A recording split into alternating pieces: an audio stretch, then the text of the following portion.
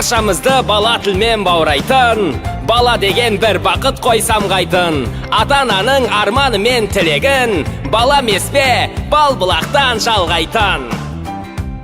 Сәлем, сәлем, қымбатты бүлдіршіндер.